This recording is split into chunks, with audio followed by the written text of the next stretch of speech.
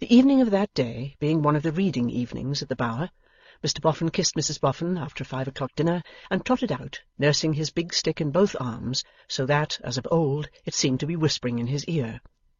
He carried so very attentive an expression on his countenance, that it appeared as if the confidential discourse of the big stick required to be followed closely. Mr Boffin's face was like the face of a thoughtful listener to an intricate communication, and in trotting along he occasionally glanced at that companion with the look of a man who was interposing the remark, "You don't mean it." Mr Boffin and his stick went on alone together, until they arrived at certain crossways, where they would be likely to fall in with any one coming, at about the same time, from Clerkenwell to the Bower. Here they stopped, and Mr Boffin consulted his watch. "It wants 5 minutes good to Venus's appointment," said he. "I'm rather early." But Venus was a punctual man, and even as Mr Boffin replaced his watch in its pocket, was to be descried coming towards him. He quickened his pace on seeing Mr Boffin already at the place of meeting, and was soon at his side. "Thank'ee, Venus," said Mr Boffin. "Thank'ee, thank'ee, thank'ee." It would not have been very evident why he thanked the anatomist, but for his furnishing the explanation in what he went on to say. "All right, Venus, all right. Now that you've been to see me, and have consented to keep up the appearance before Wegg of remaining in it for a time, I've got a sort of a backer. All right, Venus. Thank'ee, Venus. Thank'ee, thank'ee, thank'ee."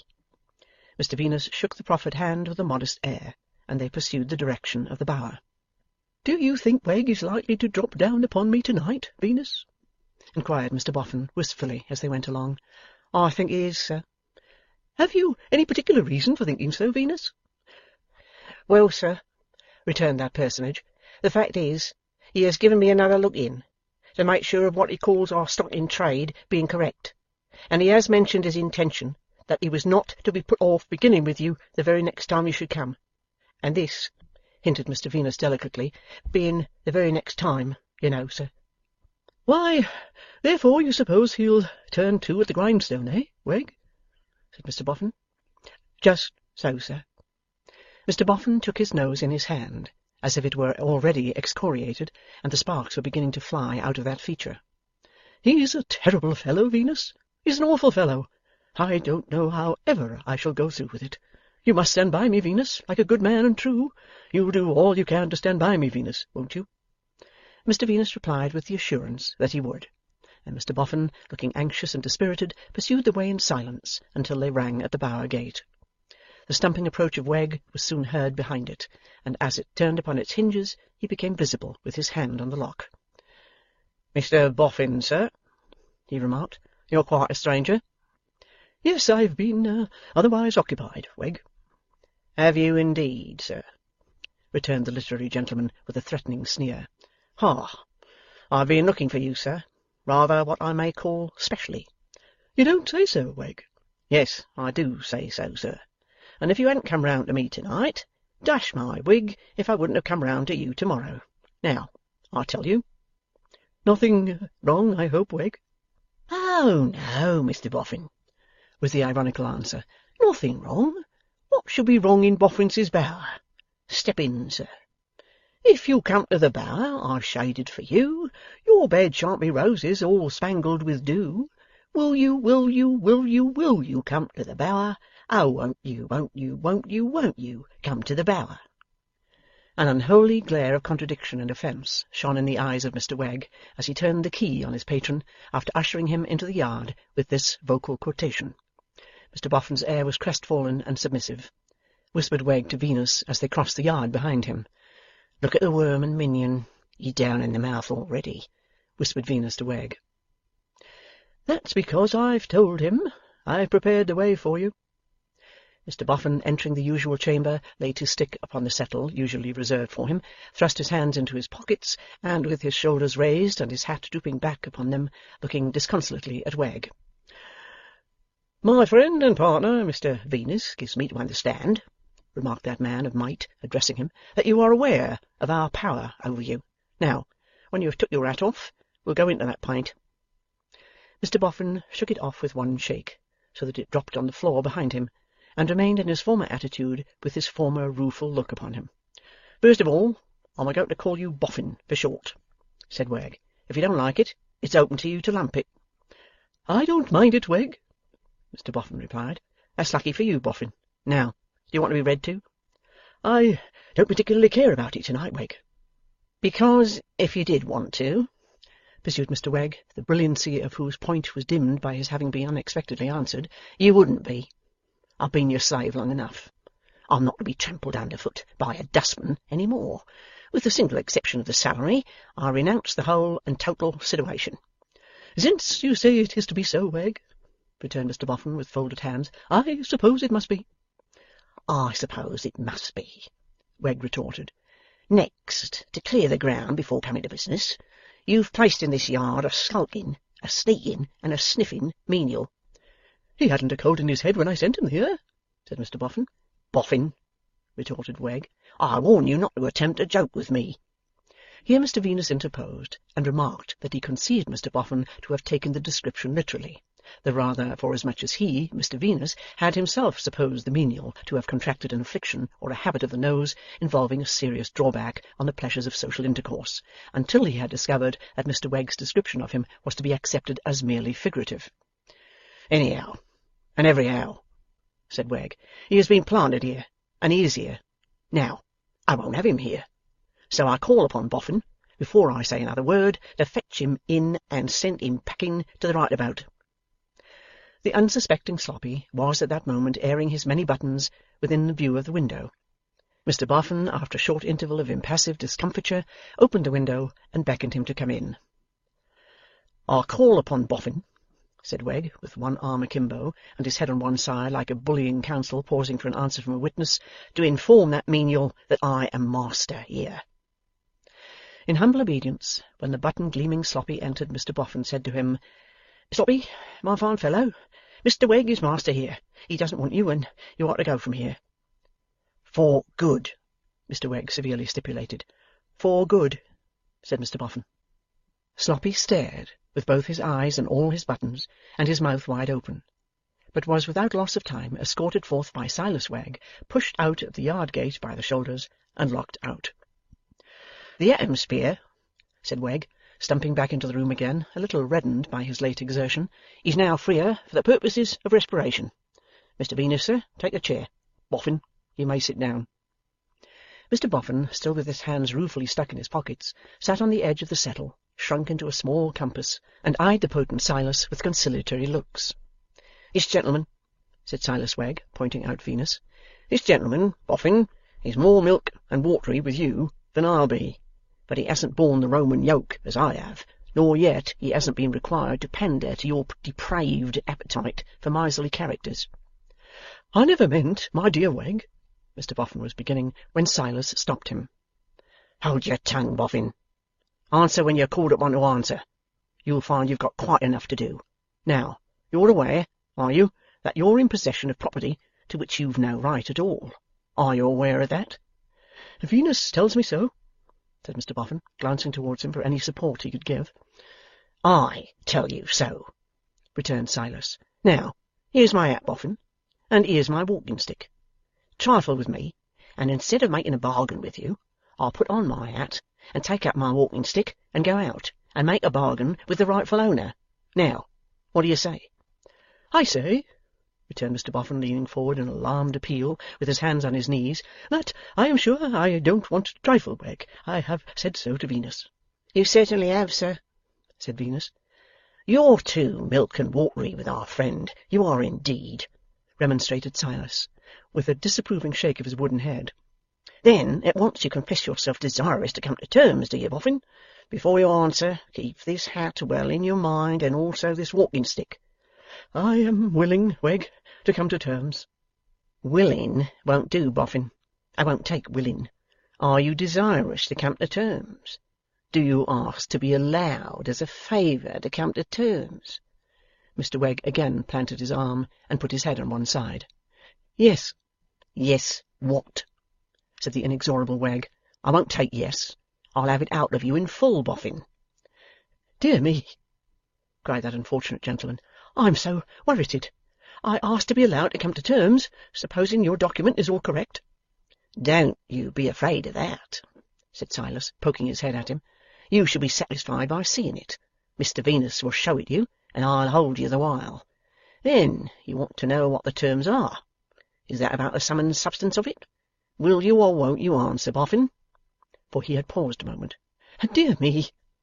cried that unfortunate gentleman again. "I am worrited to that degree that I'm almost off my head.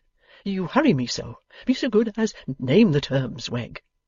"Now mark, Boffin," returned Silas. "Mark 'em well, because they're the lowest terms and the only terms.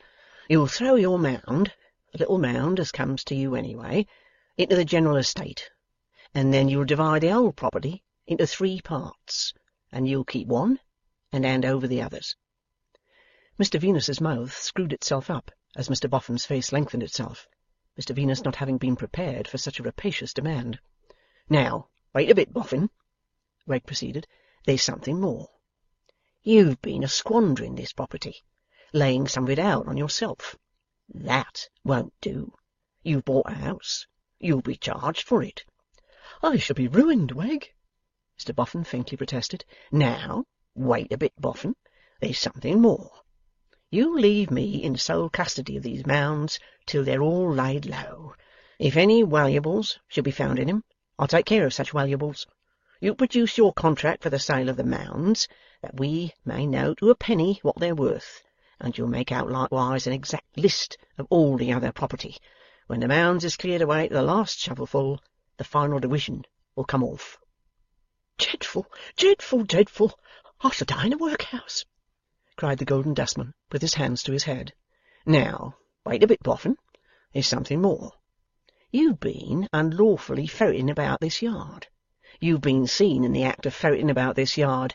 2 pair of eyes at the present moment brought to bear upon you have seen you dig up a Dutch bottle." "It was mine, Wegg," protested Mr Boffin. "I put it there myself." "What was in it, Boffin?" inquired Silas. "Not gold, not silver, not banknotes, not jewels, nothing that you could turn into money, Wegg, upon my soul." "Prepared, Mr Venus," said Wegg, turning to his partner with a knowing and superior air, "for an evasive answer on the part of our dusty friend here? I have hit out a little idea which I think will meet your views. We charge that bottle against our dusty friend at £1,000. Mr Boffin drew a deep groan. "Now, wait a bit, Boffin. There's something more. In your employment is an underhanded sneak named Rokesmith. It won't answer to have him about while this business of ours is about. He must be discharged." "Rokesmith is already discharged," said Mr Boffin, speaking in a muffled voice, with his hands before his face, as he rocked himself on the settle. "Already discharged, is he?" returned Wegg, surprised. "Oh, then, Boffin, I believe there's nothing more at present." The unlucky gentleman continuing to rock himself to and fro, and to utter an occasional moan, Mr Venus besought him to bear up against his reverses, and to take time to accustom himself to the thought of his new position. But his taking time was exactly the thing of all others that Silas Wegg could not be induced to hear of. "Yes or no, and no half measures," was the motto which that obdurate person many times repeated, shaking his fist at Mr Boffin, and pegging his motto into the floor with his wooden leg, in a threatening and alarming manner. At length Mr Boffin entreated to be allowed 1/4 of an hour's grace, and a cooling walk of that duration in the yard. With some difficulty Mr Wegg granted this great favour, but only on condition that he accompanied Mr Boffin in his walk, as not knowing what he might fraudulently unearth if he were left to himself. A more absurd sight than Mr Boffin in his mental irritation trotting very nimbly, and Mr Wegg hopping after him with great exertion, eager to watch the slightest turn of an eyelash, lest it should indicate a spot rich with some secret, assuredly had never been seen in the shadow of the mounds. Mr Wegg was much distressed when the 1/4 of an hour expired, and came hopping in a very bad second. "I can't help myself," cried Mr Boffin, flouncing on the settle in a forlorn manner, with his hands deep in his pockets as if his pockets had sunk. "What's the good of my pretending to stand out, when I can't help myself? I must give in to the terms, but I should like to see the document." Wegg, who was all for clinching the nail he had so strongly driven home, announced that Boffin should see it without an hour's delay. Taking him into custody for that purpose, or overshadowing him as if he really were his evil genius in visible form, Mr Wegg clapped Mr Boffin's hat upon the back of his head, and walked him out by the arm, asserting a proprietorship over his soul and body that was at once more grim and more ridiculous than anything in Mr Venus's recollection. That light-haired gentleman followed close upon their heels, at least backing up Mr Boffin in a literal sense, if he had not had recent opportunities of doing so spiritually, while Mr Boffin, trotting on as hard as he could trot, involved Silas Wegg in frequent collisions with the public, much as a preoccupied blind man's dog may be seen to involve his master. Thus they reached Mr Venus's establishment, somewhat heated by the nature of their progress thither. Mr Wegg especially was in a flaming glow, and stood in the little shop panting and mopping his head with his pocket-handkerchief, speechless for several minutes. Meanwhile Mr Venus, who had left the duelling frogs to fight it out in his absence, by candlelight, for the public delectation, put the shutters up. When all was snug, and the shop-door fastened, he said to the perspiring Silas, "I suppose, Mr Wegg, we may now produce the paper?" "Hold on a minute, sir," replied that discreet character. "Hold on a minute. Will you obligingly shove that box, which you mentioned on a former occasion as containing miscellanies, towards me in the midst of the shop here?" Mr Venus did as he was asked. "Very good," said Silas, looking about. "Very good. Will you hand me that chair, sir, to put atop of it?" Venus handed him the chair. "Now, Boffin," said Wegg, "mount up here and take your seat, will you?" Mr Boffin, as if he were about to have his portrait painted, or to be electrified, or to be made a Freemason, or to be placed at any other solitary disadvantage, ascended the rostrum prepared for him. "Now, Mr Venus," said Silas, taking off his coat, "when I catches our friend here round the arms and body, and pins him tight to the back of the chair, you may show him what he wants to see. If you'll open it and hold it well up in one hand, sir, and a candle in the other, he can read it charming." Mr Boffin seemed rather inclined to object to these precautionary arrangements, but, being immediately embraced by Wegg, resigned himself. Venus then produced the document, and Mr Boffin slowly spelt it out aloud, so very slowly that Wegg, who was holding him in the chair with the grip of a wrestler, became again exceedingly the worse for his exertions. "Say, when you put it safe back, Mr Venus," he uttered with difficulty, "for the strain of this is terremengious." At length the document was restored to its place, and Wegg, whose uncomfortable attitude had been that of a very persevering man unsuccessfully attempting to stand upon his head, took a seat to recover himself. Mr Boffin, for his part, made no attempt to come down, but remained aloft, disconsolate. "Well, Boffin," said Wegg, as soon as he was in a condition to speak, "now you know." "Yes, Wegg," said Mr Boffin meekly, "now I know." "You have no doubts about it, Boffin?" "No, Wegg, no, Wegg, none," was the slow and sad reply. "Then take care, you," said Wegg, "that you stick to your conditions. Mr Venus, if on this auspicious occasion you should happen to have a drop of anything not quite so mild as tea in the house, I think I'd take the friendly liberty of asking you for a specimen of it." Mr Venus, reminded of the duties of hospitality, produced some rum in answer to the inquiry. "Will you mix it, Mr Wegg?" that gentleman pleasantly rejoined. "I think not, sir. On so auspicious an occasion, I prefer to take it in the form of a gum tickler." Mr Boffin, declining rum, being still elevated on his pedestal, was in a convenient position to be addressed. Wegg, having eyed him with an impudent air at leisure, addressed him therefore while refreshing himself with his dram. "Boffin." "Yes, Wegg," he answered, coming out of a fit of abstraction with a sigh. "I haven't mentioned one thing, because it's a detail that comes, of course. You must be followed up, you know. You must be kept under inspection." "I don't quite understand," said Mr Boffin. "Don't you?" sneered Wegg. "Where's your wits, Boffin? Till the Mounds is down, and this business completed, you're accountable for all the property, recollect. Consider yourself accountable to me. Mr Venus here being too milk and watery with you, I am the boy for you." "I've been a-thinking," said Mr Boffin, in a tone of despondency, "that I must keep the knowledge from my old lady." "The knowledge of the division, do you mean?" inquired Wegg, helping himself to a third gum tickler, for he had already taken a second. "Yes. If she was to die first of us two, she might then think all her life, poor thing, that I had got the rest of the fortune still, and was saving it." "I suspect, Boffin," returned Wegg, shaking his head sagaciously, and bestowing a wooden wink upon him, "that you found out some account of some old chap, supposed to be a miser, who got himself the credit of having much more money than he had. However, I don't mind." "Don't you see, Wegg?"